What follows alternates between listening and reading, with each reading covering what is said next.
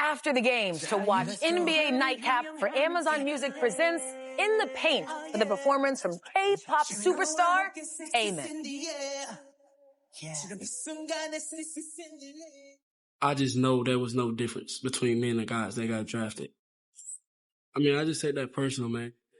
Me going undrafted is insanity. Shake it from the cross.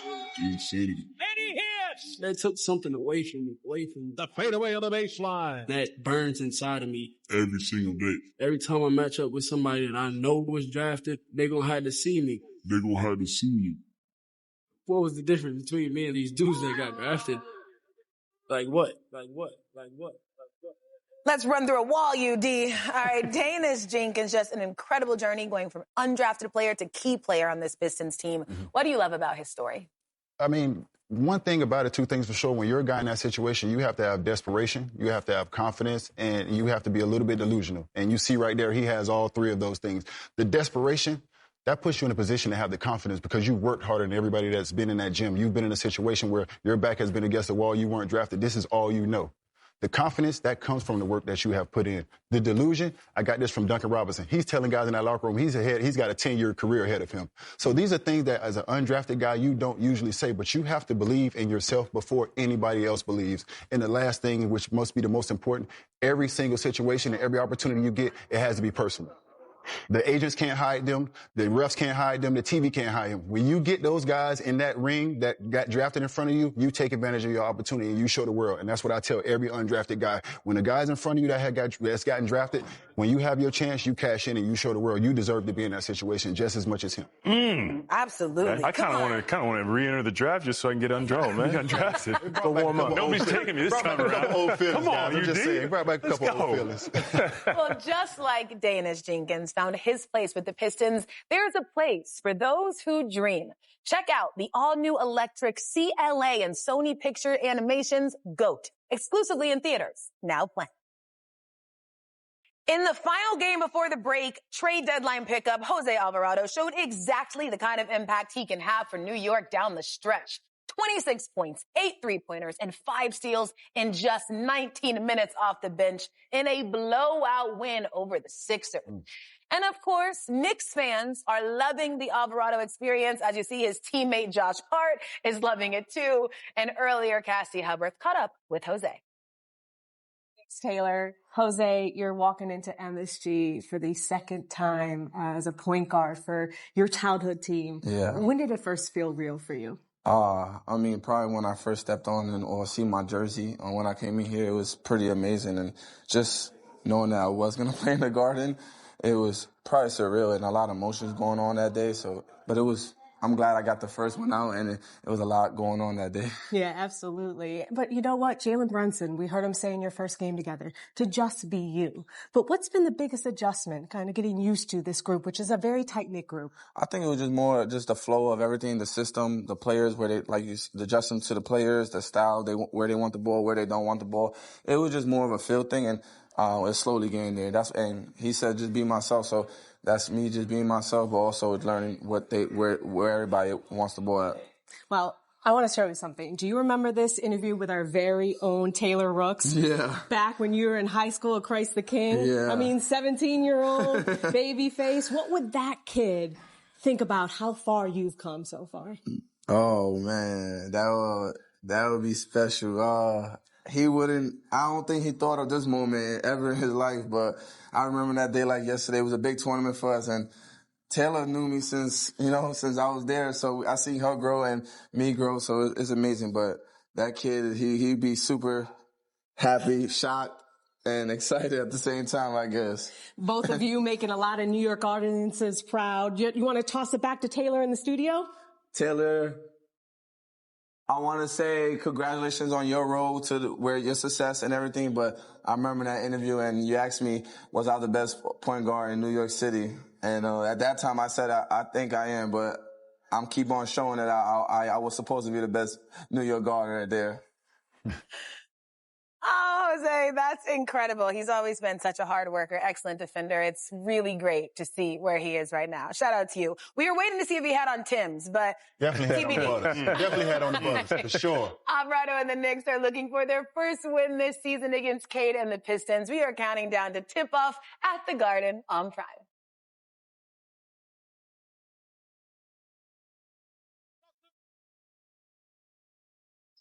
Parlay presented by FanDuel. Let's get to it. BG, how many points for Cade tonight? You know what? He's out. His number 2 guy tonight. He's going to have a big scoring night. Give me 28 plus for Cade. Okay, Rudy, how many points is Brunson scoring against Detroit? First game back home after the All-Star break, I'm going to go 30. Okay, you're up, UD. How many boards for Cat?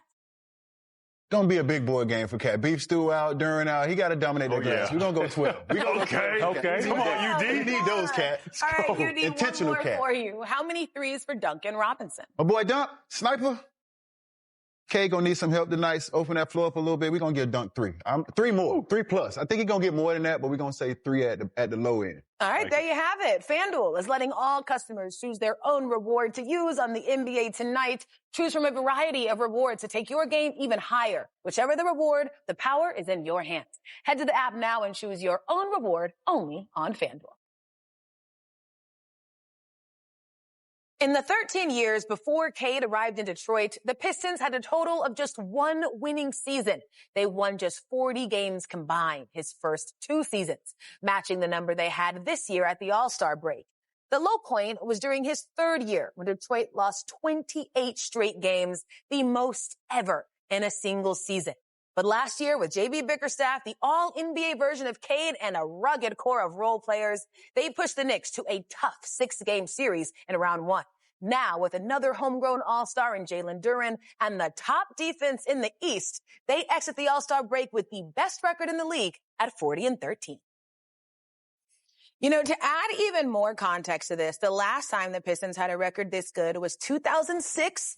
High School Musical had just debuted on Disney Channel. Oh. How, we're soaring, we're flying, BG. Takes me back. What a time. And just 2 years ago, they were dead last in the Eastern Conference. Blake, how did this team go from worst to first? Well, first of all, to have that big of a turnaround, you need a lot of things to go right. And credit to the Pistons organization, they've done it. Right, it starts with Cade. Obviously, you need a superstar.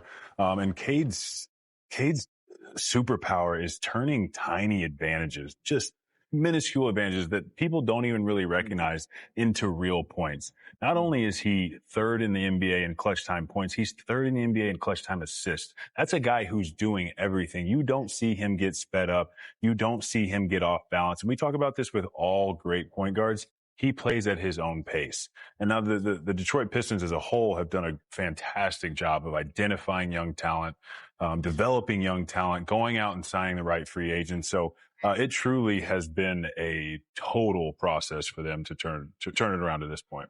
And it helps to be 6'8". It helps to be 6'8", 6'9", because playing at his own pace and being able to get to any spot on the basketball court, he can make any play. Either he can go one-on-one and he can get one if he needs to get one, or he can make that cross-court skip if he needs to make it. He can make the lob. So with his size and the pace, he gets to where he needs to get, and whatever the defense does is wrong. But he's not even like a 6'8", and when they ball pressure, he turns his back to the basket. He's like straight downhill, straight at you. He's not taking his ball. He's a point guard for sure. Yeah. Like anybody that knows me knows how much I love Cade Cunningham. Like, this is a guy, you draft that first pick, and this is what you want from him. A guy that can change the culture. This is a guy that picks his teammates up. Jalen Duren is an all-star this year.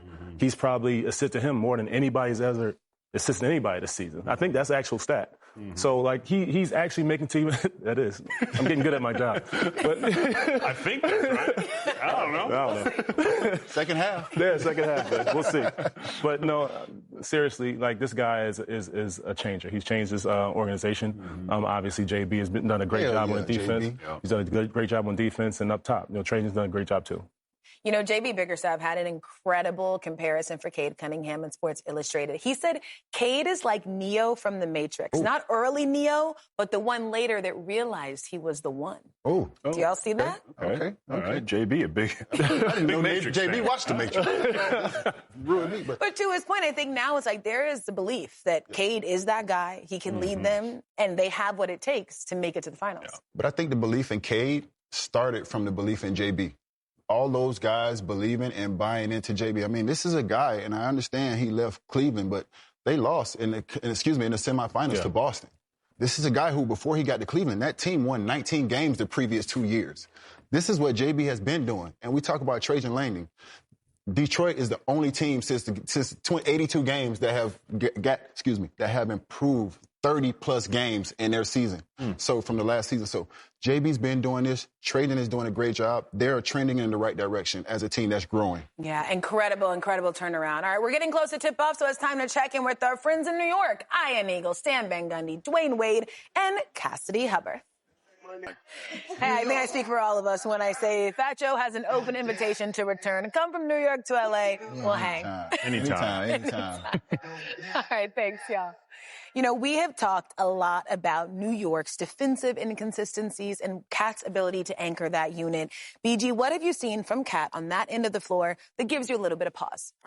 Yeah, I just see being out of position a little bit too often.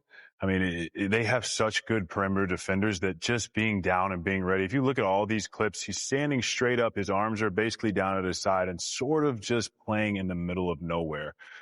Even on this pick and roll, he's already should be in position, but now it's a little bit too late. And when you're stuck in between, you can't guard either. So you're just caught in no man's land. So some of the things he can do is just be down and ready, you know, and not have to play two different areas. Getting to the spot early is super important. I mean, we saw it. He's sort of trying to guess. And when you're guessing on defense, you're reacting. You're not being proactive, right? So I think the few things that he could do, and if I was a coach for the New York Knicks, this is sort of what I would tell him. So, Rudy, why don't you be the ball handler? Yes, sir, Coach. UD, you're going to be the screener. Yeah, Coach Blake. And I'm going to be Cat here. So in that clip where Chris Middleton got middle and hit the floater, we know that the New York Knicks have tried to now ice on the side. And icing on the side just means keeping it down and keeping it to the sideline. So what he can do first and foremost is talk early. He sees it coming. Ice, ice, ice. UD, keep it down, keep it down. And he's down and in a stance here and wide. So now, if we don't get this iced, all good, right? The game is constantly changing. So Rudy rejects and he goes over the screen. Now Cat has to realize what's happening, and his only job now is to beat this ball handler to the spot and deter a drive. Now, if you deter the drive early, that ball handler might back dribble, and now whoever's guarding that ball can get back in front, and now I only have to go one way, and that's back to my man. Now, in the pick and roll, when you are helping someone else, you don't necessarily have to worry about your man because somebody else should be helping you. And so that's what I see a lot of times. And it starts with standing up and trying to get here. You're never going to beat some of these guards getting there. And we know how hard it is to guard a pick and roll, but sitting down in a defensive stance, having your arms out, and talking early are the three most important things. They're the things we learn when we're 7 years old going to basketball camp. Early and loud. Be early and loud. Yeah, and in tonight's game, no Duren, no Stewart on the floor for the Pistons. So definitely want to see Cat exploit that Pistons undersized Intentional front court. Cat. Intentional Cat. That's right. All right, thanks for watching. Speak it into existence. I need the cat that got the Band-Aid over the eye. The cat that got hit by Spencer. That's the cat we need tonight. Our doubleheader tonight gets underway at the Garden. The Pistons and Knicks getting ready to go from New York. Tip-off is just a few minutes away with Ian Eagle, Stan Van Gundy, Dwayne Wade, and Cassidy Hubbard right after this.